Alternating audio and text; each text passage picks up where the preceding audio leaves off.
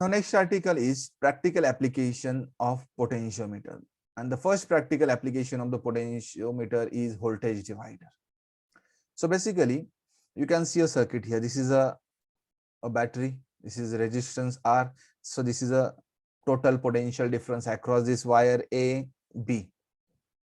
Now this is a device here.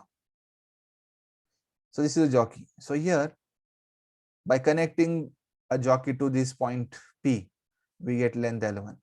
So here the potential across this part we can write by this formula. So V1 is equal to K L1. K is what? dV by dN. So potential per unit length is the K. So by using that, we can divide the potential.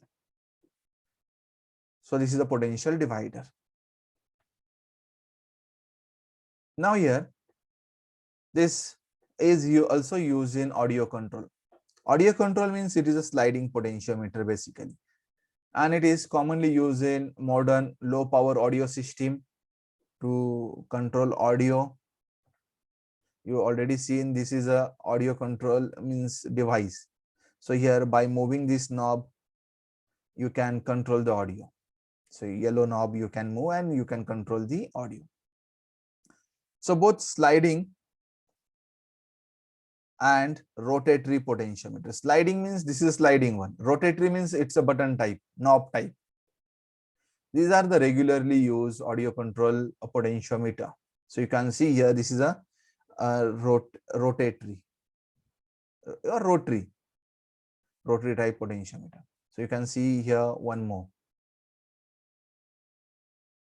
So you can see some more here, some sliding potentiometers and rotary potentiometers.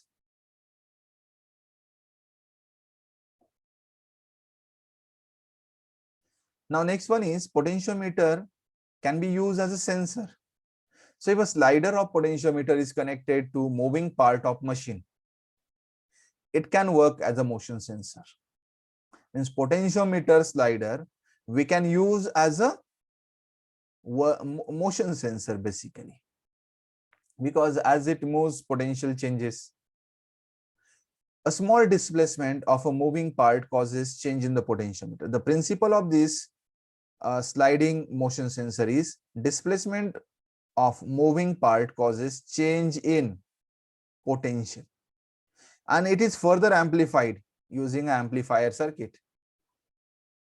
The potential difference is calibrated, and that potential difference is calibrated in terms of displacement here. So we can use as a motion sensor.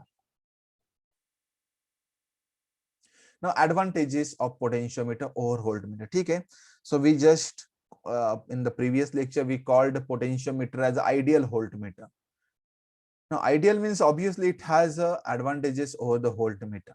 Now what are the advantages? That advantages or the merits we have to learn. The first very important is potentiometer is more sensitive than voltmeter. It is a highly sensitive.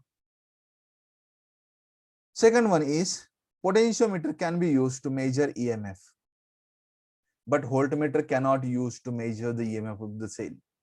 So this is the advantage of the potentiometer over the voltmeter. The third advantage is potentiometer measure very small potential difference. So you note this one. It measure very smaller potential drop also, which voltmeter cannot measure. Means potentiometer is a more accurate in simple word, because it can measure a very small potential drop also, which voltmeter cannot show.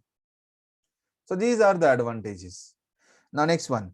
So the same we are written here. It is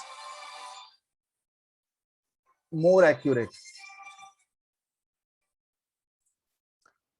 Potentiometer is more accurate than voltmeter. So this is the fourth advantage. These are the advantages of the potentiometer. So potentiometer having advantages.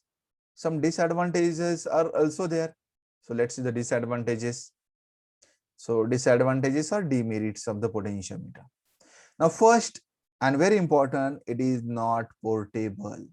Voltmeter is a portable. Voltmeter you can carry very easily, but potentiometer is a bigger device, so we cannot carry it very easily. So not portable. So this is the main drawback. The second one is Potentiometer does not give direct reading. So here we already learned 3 experiment, comparison of cells by 2 methods. We learn individual cell and sum and difference. Second one, we learn internal resistance. But in all, we know that potentiometer gives us length, and that length we have to use in a formula to calculate whatever we want to find out. So when you want to find out potential, that time potentiometer gives a length, but voltmeter gives us direct reading. So voltmeter having a pointer, it shows direct reading. So this is the biggest drawback of this potentiometer. One more drawback is there, and that drawback is potentiometer. We learn in the advantages, potentiometer measure smaller potential drop. But what about larger potential drop? So potentiometer many times unable to measure a very larger potential drop. So this is a disadvantage of potentiometer.